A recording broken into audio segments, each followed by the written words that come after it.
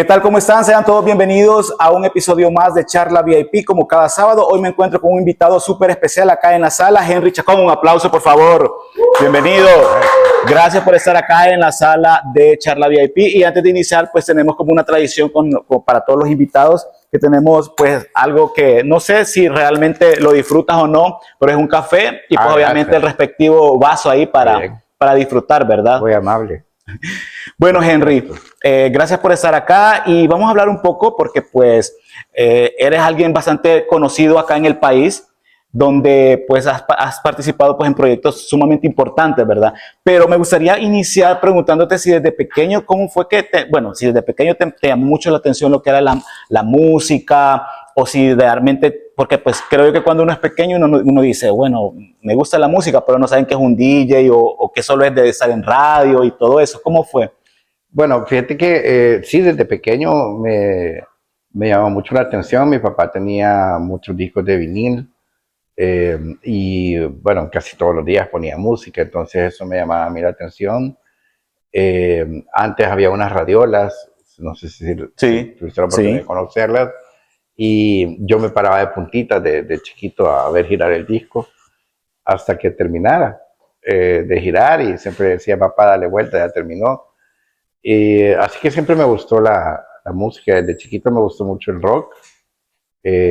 A los 5 años yo le pedí a Santa Claus un disco de Kiss. ¿A los 5 años? A los 5 años. Okay. Y siempre fue por lo que miraba, lo que escuchaba, y siempre me fue gustando el rock. ¿Y de tu familia, si hay alguien que también tiene algo así como relación con música o algo? ¿Tú eres uno de los No, primeros? la verdad que nadie. Veniste a romper ahí. Sí, vine como a romper el molde. Y cuando ya pues empiezas a crecer, adolescencia y todo, que pues sea como sea, creo que antes nuestros papás pues eran como los que nos encaminaban a una profesión, ¿verdad? Y obviamente nosotros como niños bien portados aceptamos. Hoy yo creo que ya somos un poco más, bueno, la nueva generación es más rebelde, ¿verdad? Sí. Que no, yo no quiero, yo quiero.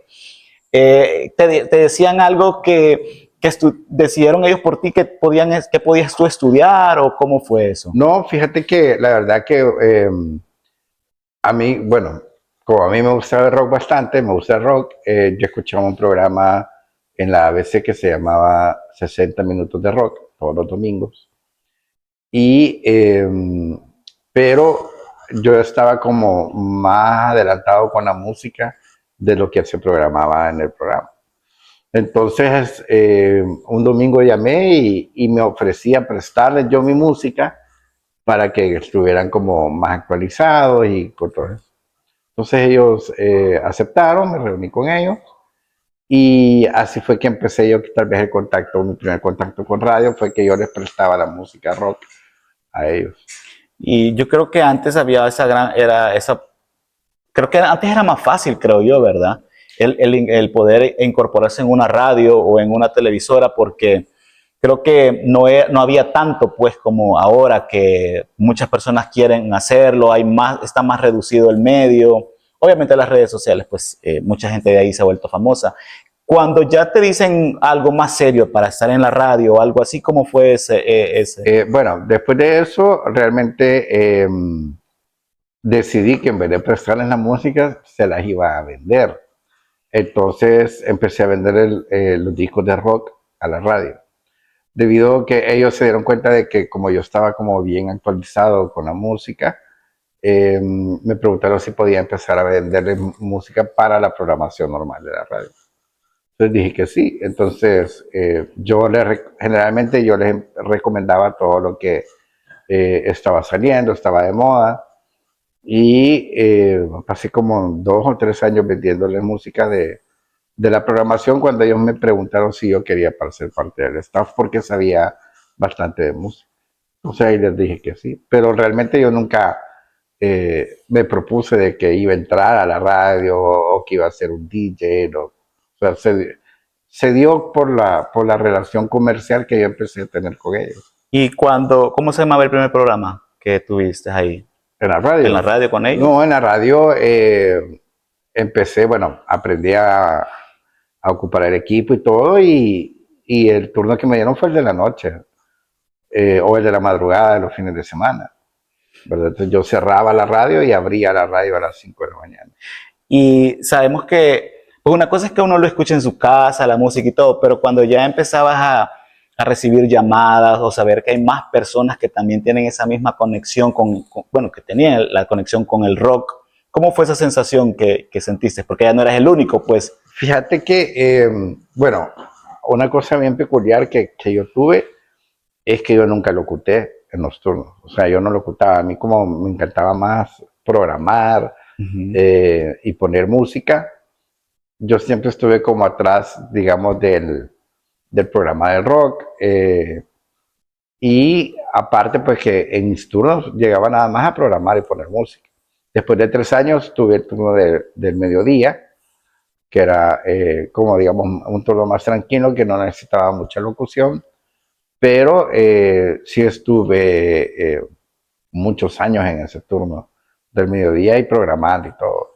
Y no había entonces básicamente un contacto con las personas, o Más que las habían que personas que llamadas, hablaban, ajá, pero no había nada de hablar temas ni nada de no, eso, ¿verdad? no, Okay. porque nunca locuté. Sí, yo creo que eso caracteriza mucho el rock, ¿verdad? Que La verdad que como ya en estos turnos, ya yo programaba música pues, de la que estaba en programación.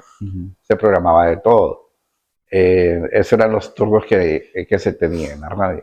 Y hablando un poco de este género en específico, ¿cómo lo miraban en aquel entonces el rock, pues el internacional con el nacional? Porque sabemos que también acá tenemos música.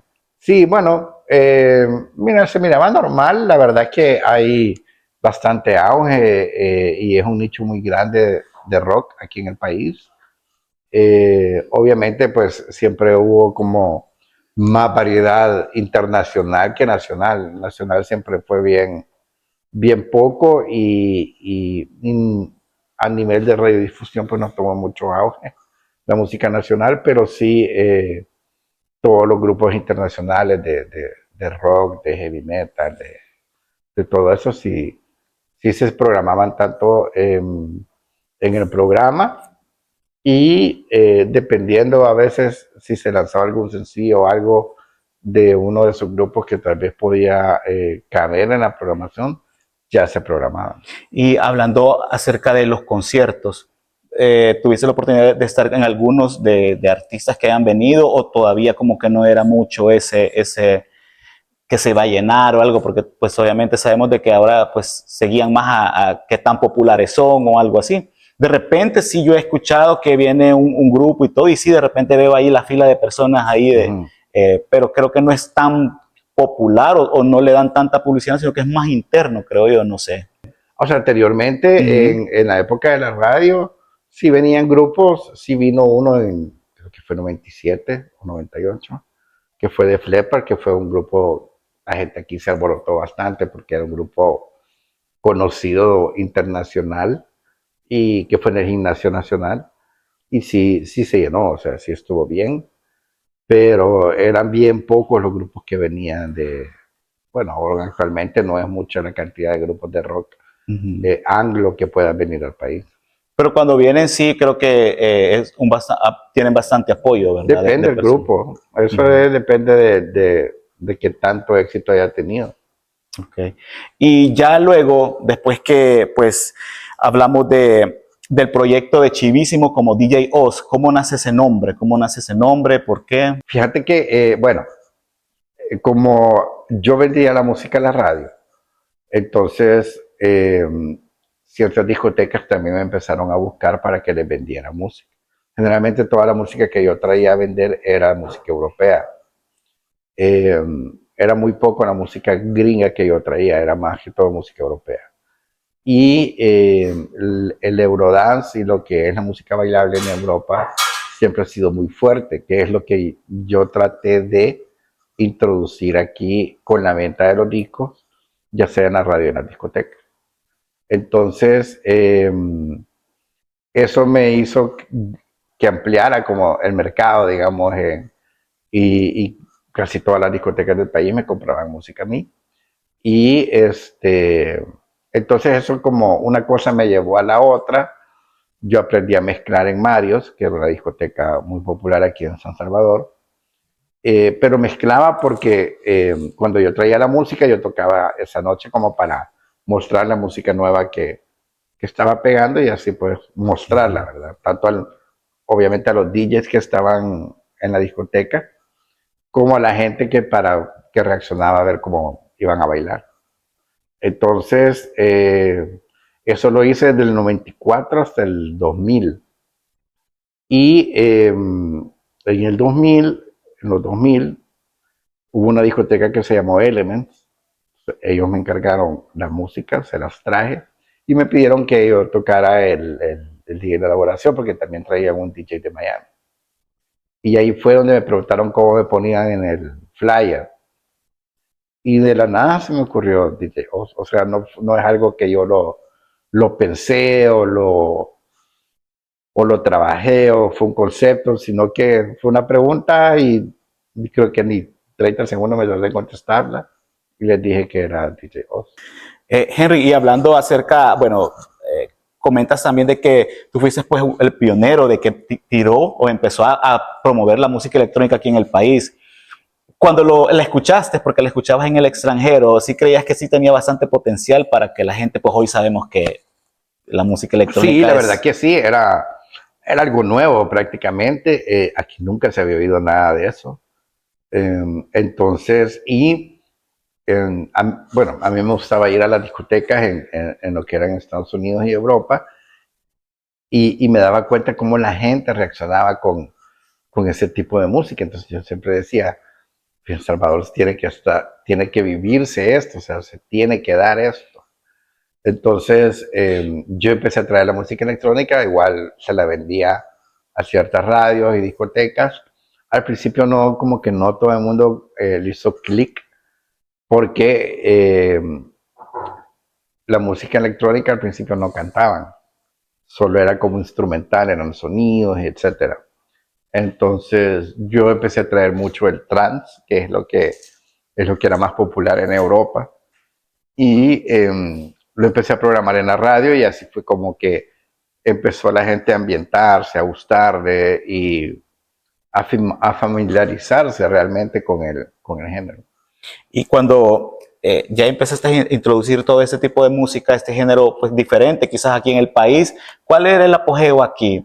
Siempre el pop El rock. apogeo era prácticamente la música en español, porque en los 90 sí hubo esa transición de que muchos artistas latinos empezaron ya a pegar, tanto en Sudamérica, México, y sí había quizás un 50% español, 50% inglés. En lo personal a mí no me gusta la música en español, entonces mi tendencia siempre era como poner más música en inglés que en español en la radio. Sí. Y si ves la diferencia bastante de la música europea con la música en inglés que se hace en Estados Unidos. Sí, es bastante la diferencia. Uh-huh. Es, digamos, hay como diferentes géneros que son más populares en Europa que en Estados Unidos. Sí. Entonces, a nivel de mainstream, eh, obviamente cada país o cada región apoya más lo suyo, digamos. Entonces, por ejemplo, en Estados Unidos hay mucho hip hop, rap, R&B, que sí funciona, pero en Europa no. Y a latino tampoco no le gusta mucho el R&B y el hip hop. O sea, es algo que con el tiempo lo detectas con la gente, pero sí siempre hubo como un gusto por la música europea, sobre todo la música italiana, el Eurodance de Italia, lo que es lo británico, la música británica, y Alemania quizás son los pilares de la música dance en todo el mundo y así fue como se introdujo aquí. Eh, yo siempre he dicho que el pop como género no existe, o sea, allí lo que se hace popular es lo que pega, pero cada artista, cada canción tiene su género, Uh-huh. ¿verdad? Sí. Entonces, ya cuando logra hacerse popular, que de ahí viene lo de pop, es que ya lo catalogan como música pop, pero es porque a todo el mundo le gusta. Cuando tú pues viajabas para escuchar, tener ideas y todo y poderlas poner acá en el país. Sabemos que eras el director pues de la radio y todo y tenías como cierto aval, pero tenías que consultarle a alguien más porque pues sabemos de que en la radio pues hay ciertas palabras, ciertas acciones que no se pueden realizar. ¿Tenías que consultarlo o realmente tú ya ibas confiado y decir, bueno, wow, sí, esto va porque va? Generalmente el director tiene la decisión de poder hacer y deshacer, digamos, con la radio. Con la música sí realmente nunca tuve que consultar nada, siempre fue decisión mía seleccionar lo que iba a sonar eh, y, y ver de una u otra forma pues cómo llevar a la gente a que le gustara, que le gustara todo. O sea, había que tener una programación muy balanceada para poder introducir ese tipo de música y para que también la gente no se asustara con cosas que nunca había oído y que de repente eran como raras. Sí. Entonces, lograr ese balance musical durante la programación creo que fue la clave para que a la gente después le gustara la música electrónica. Y tú, por ejemplo, a las personas que estaban también involucradas en la radio, si tú les decías, miren, esta canción viene de Europa, es así, es asá, una breve capacitación, pues para que cuando ellos pudieran en algún momento poder explicar o Sí, exponerla. realmente siempre hay reuniones y sí les platicaba bastante de lo que era el movimiento tanto en Europa como en Estados Unidos, donde se oía. Eh, Generalmente todo este tipo de música en los 90 se oía en los raves, había muchos raves que son las fiestas como clandestinas, sobre todo en Inglaterra, pero sí siempre había como una inducción, digamos, para podérsela transmitir a la gente al aire, de que esta canción es de un artista italiano, es de un alemán, eh, y los alemanes la oyen en tal discoteca, o sea, sí hay una como, había como una plática, pues, para que cada quien ya le pusiera su creatividad y así hablar de la música. Y nunca se te acercaron o tú te acercaste a alguno de los artistas de acá como para, hey, me gusta mucho eso, ¿cómo puede ser? O aconsejarlo, No, la verdad que o no, que ni yo ellos. ni ellos, o sea, Ujú. eh, como te digo, creo que era demasiado avanzada la música para esa época aquí en El Exacto. Salvador, porque cuando vino a explotar la música electrónica a nivel mundial, que ya se fue un mainstream, fue en el 2008. Entonces, imagínate, Sí, empecé a programar 2008. la del 96, 97, fueron 10 años, o sea, 10 años fue de venir caminando con la música electrónica. Cuando esto explotó, ya la radio estaba ahí. O Ujú. sea, no es que, mira, esto está pegando ahora en el 2008, pongámoslo. O sea, muchas radios empezaron a hacer eso, pero yo ya venía con 10 años atrás haciéndolo. Entonces, Sí. eh, y eso fue creo que también parte del éxito que tuvo la radio. Y de los eventos, porque hemos visto que hoy hacen unos eventos en diferentes partes del mundo, has tenido la oportunidad como Tomorrowland, todos eso así, has tenido la oportunidad de ir a alguno Sí, bueno, de hecho, a raíz de todo el éxito que se empezó a ver con la música electrónica en la radio, yo empecé a traer DJs aquí al país. Así fue como me metí para empezar a producir eventos. Y yo he ido más que todo al Ultra Music Festival en Miami. De los 25 que se han hecho, he ido a 16. Ok. eh, y de ahí pues aprendí a ver los diferentes géneros de música electrónica, cómo hacían las producciones, todo eso. Y obviamente, ya que la música estaba pegando aquí en el país, entonces empecé como a querer y tratar de hacer como el mismo concepto, trayendo DJs. Empecé a traerlos en discotecas y después traje el Ministry of Sound, que es una discoteca de Londres, y ellos tienen la gira, digamos, a nivel mundial. Entonces yo tenía la franquicia del Ministry of Sound y aquí se hacían de 6 a 7 eventos al año. Eso empezamos en el 2006. Y el apoyo siempre lo mirabas un buen apoyo de las personas, de Sí, personas. obviamente porque la gente iba a ver el DJ que estaba de moda Sí. aquí, o sea, Ujú. no en otro lugar, aquí. Entonces, ese DJ lo habíamos hecho pegar en la radio, pues, obviamente la gente quería ir a ver su DJ favorito. Y trajimos casi a todos los DJs, o sea, todos los DJs Después se hicieron nombres como David Guetta, Paul Van Dyke, todos esos vinieron aquí en sus inicios, pero aquí ya eran populares. Henry, bueno, y ahora una etapa que creo que marcó tu vida porque pues estabas pues siempre involucrado tras de cámara, tras de todos los escenarios y todo eso. ¿Y cómo nace eso de estar frente a cámara, el proyecto de Chivísimo, que sabemos que creo que todavía la gente recuerda, incluso gente en el extranjero todavía tiene ese sentimiento, se saben los nombres, se saben, bueno, todo, coreografías y todo lo que hacían ustedes. ¿Cómo nace esa oportunidad o cómo fue? Bueno, a raíz, volviendo a lo de la música electrónica y lo de DJ Oz, porque yo empecé como a tener nombre por todos los eventos que hacía y tocaba, porque también tocaba mucho en los eventos. Generalmente yo les abría a los DJs internacionales que traía. Y además en esa época también estaba yo como gerente general de Universal Music aquí en el país. Se manejaba la radio, hacía DJs y manejaba la disquera. Entonces, cuando nació el proyecto de Chivísimo, sí me llamaron para que yo pudiera estar ahí. Entonces, en un principio yo les dije que no. O sea, no, primero no me llamaba la atención y segundo, no tenía tiempo como para estar en el set con los ensayos que la gente, el staff iba a tener. Entonces, pero me siguieron insistiendo. La verdad que fue como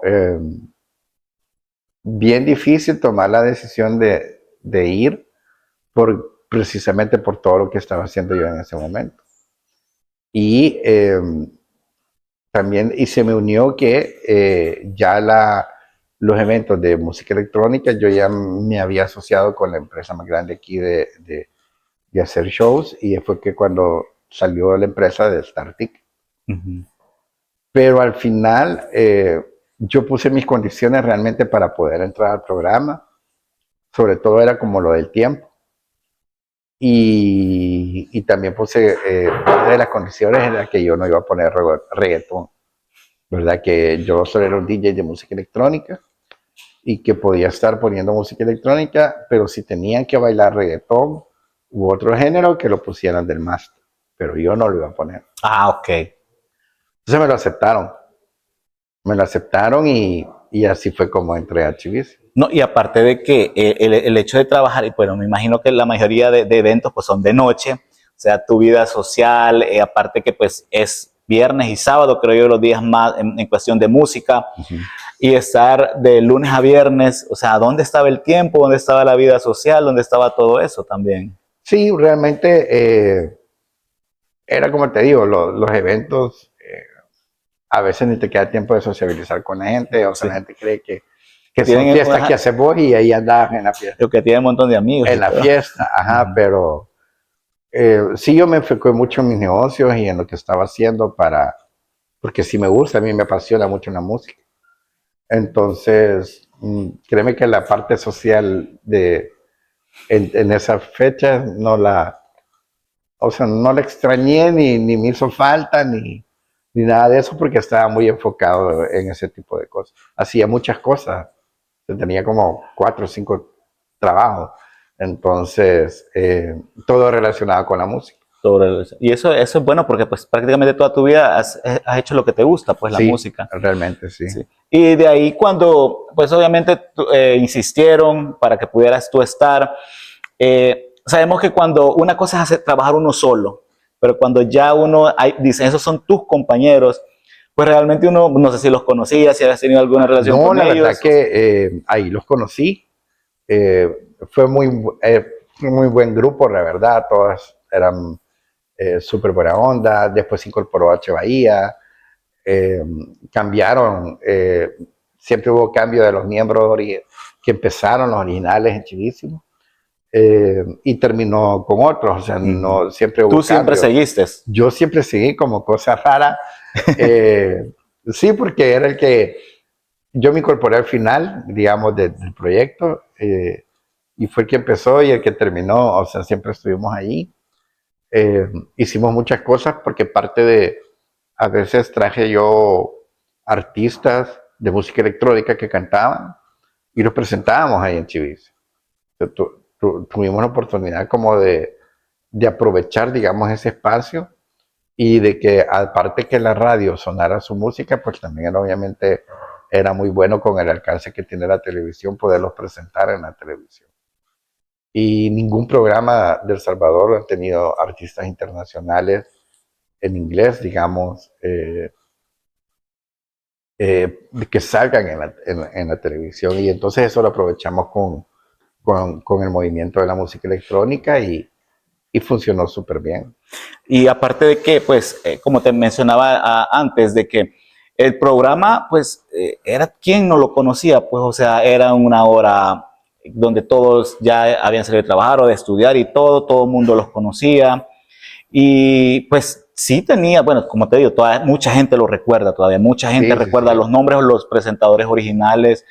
Cuando se involucra este grupo de Brasil, HBI y todo, tú tampoco ponías música, no ponías nada de ellos, No, nada, tampoco. nada. Eh, sí, fue la verdad que fue un gran año, fue una gran producción de que ellos formaran parte del staff de Chivísimo. Obviamente se tenía que poner la música de ellos tenían su coreografía y todo. Uh-huh. Eh, y también hubo mucho evento fuera ya, o sea, no solo en el set, ¿verdad? Sino que también los fines de semana habían que hacer muchas cosas con el programa, con H Bahía. Entonces, pero sí, yo siempre me mantuve con la música electrónica, que es mi género como DJ Oz, que Claro. yo toco.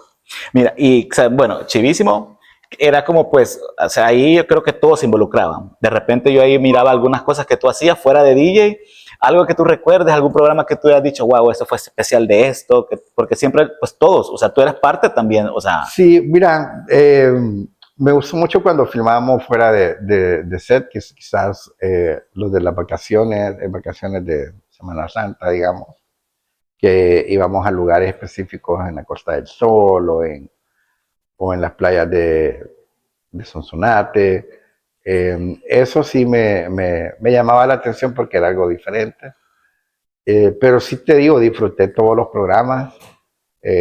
Fue una gran experiencia para mí, pues, hacer televisión y ser, pues, DJ, ¿verdad? Eh, el auge que tuvo el programa fue increíble. Todo, como te decía, toda la gente en el país lo miraba. Eh, Tuvo un gran éxito, la verdad. Y todavía sigue siendo, pues, bueno, todos tienen un grupo o algo para platicar o algo, de No, repente en eventos. realmente, quizás yo con quien más platico es con Ligia. Siempre nos llevamos bien. Yo siempre me llevé bien con todos, pero quizás es con la que más tengo contacto. Con los demás siempre nos saludamos y nos vemos o algo así, Uh-huh. pero no es que nos pasemos escribiendo. Sí. ¿Y volverías otra vez a hacer algo en televisión? Depende, el proyecto podría decirse que sí. Porque yo creo que ahí fue como que uno le empieza a tomar cariño, uno dice, nunca voy a hacer eso, o no me gustaría, o como que lo ve, pero tú sí dices que Sí, yo todo lo que con relación a música, sí. pueda producirse algo bueno, siempre estoy disponible. Siempre me gusta como hacer cosas nuevas o que no se hayan hecho. Sí, muy interesante todo lo que pudiste vivir ahí, estar frente a una cámara, disfrutar y dar a conocer más tu música, lo que más te apasiona, ¿verdad?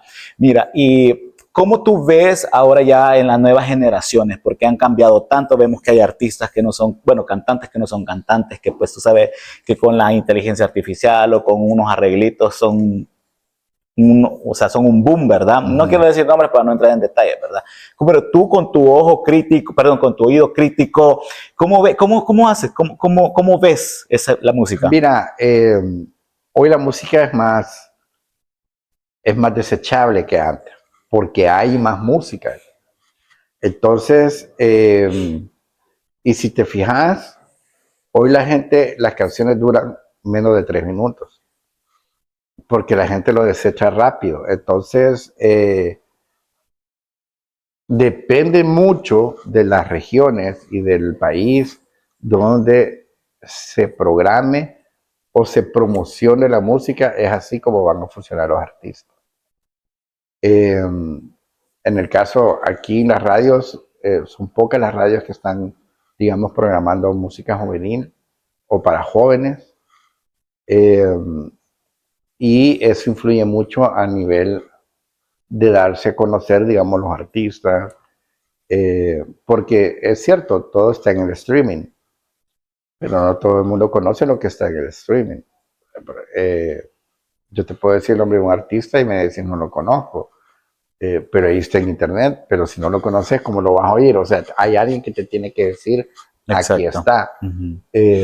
O sos un desocupado que no hace nada y puedes pasar todo el día buscando música y buscando artistas, pero realmente no todo el mundo tiene el tiempo para estar buscando artistas que le gusten, pues, sino que uno se acomodan a lo que el algoritmo tal vez de la plataforma donde vos escuchas música te recomiende y no pasar de ahí.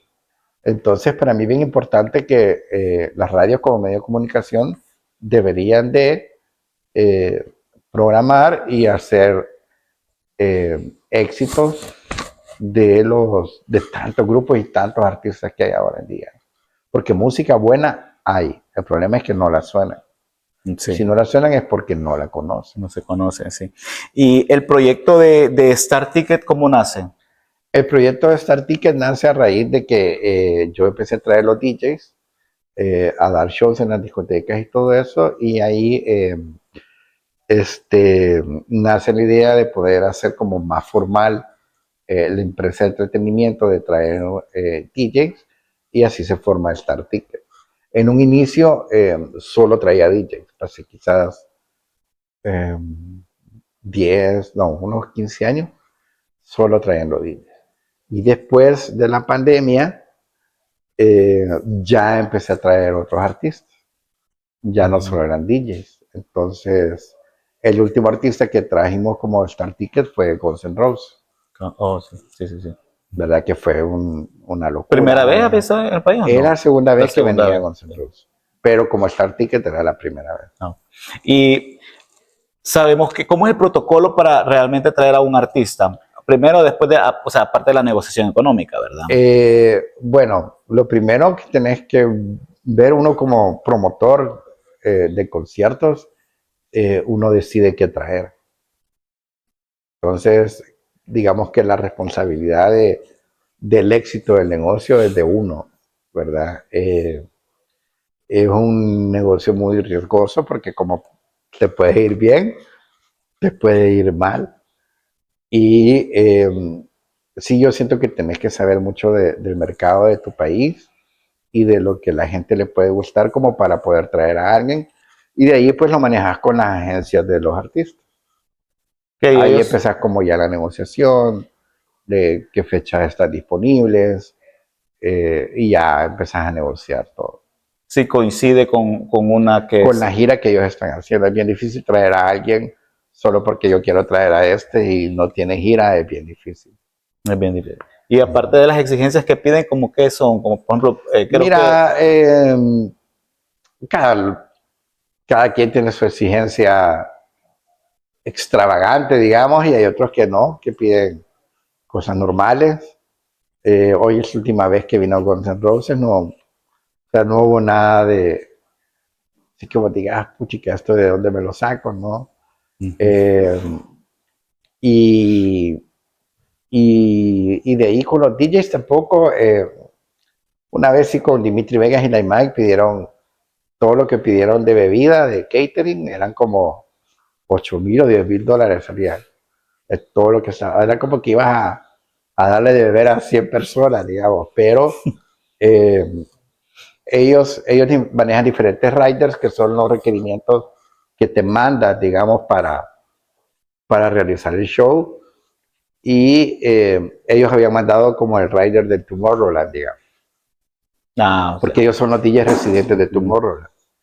Entonces, claro, era más entendible porque pasabas como 2 semanas sí, y pedía, entonces yo le dije que no, que eso aquí imposible. Además venían el mismo día que tocaban y al día siguiente se iba, gente como si iban a tomar todo eso en una noche, era imposible. Pero son ese tipo de cosas que a veces pasan. Y muchas ocasiones sí, los artistas solo vienen esa noche y se van, ¿verdad? No es que se van a quedar una semana aquí Sí, generalmente pasa así. Quizás el artista que más tiempo ha estado aquí, de los que yo he traído, fue Scorpions, porque aquí empezó la gira. Entonces vinieron como 4 días antes y una banda súper buena, legendaria, leyendas del rock. Y la verdad que la pasaron bien.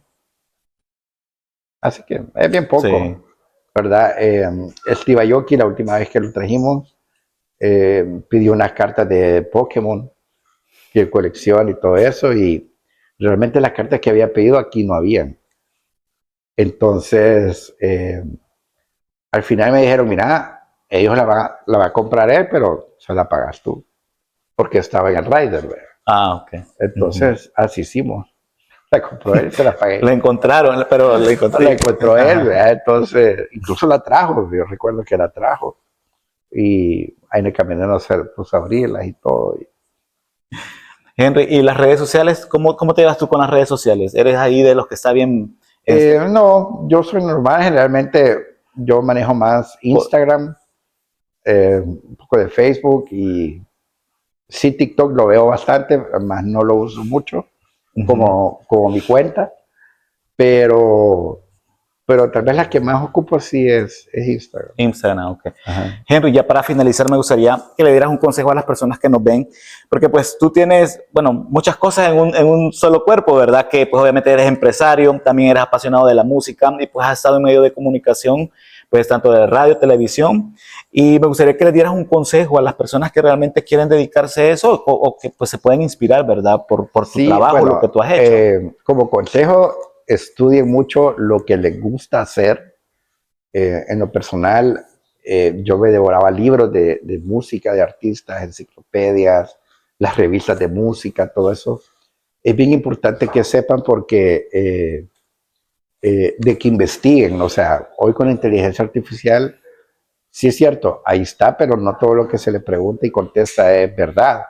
Hay muchas cosas que no es verdad, entonces vayan más allá de eso, eh, sean disciplinados, eso es muy importante a la hora de trabajar en los medios, la disciplina y el querer aprender siempre más todos los días, porque en este medio nunca se termina de aprender, o Nunca se sea, termina de entender. siempre hay algo, y la tecnología va avanzando también mucho, la industria de la música siempre existe, pero va cambiando cómo se mueve, cómo se maneja, tanto los artistas, las disqueras y también el entertainment de traer los conciertos. Entonces, recomendación, empaparse del tema y de lo que les gusta. Excelente. Muchísimas gracias, Henry, por haber estado con nosotros y No, también gracias por la gracias. invitación. No, gracias, gracias. Ya sabes, las puertas de Charla VIP están siempre abiertas para ustedes. Y bueno, muchísimas gracias también a ustedes por haber estado con nosotros y nos vemos en el siguiente episodio de Charla VIP.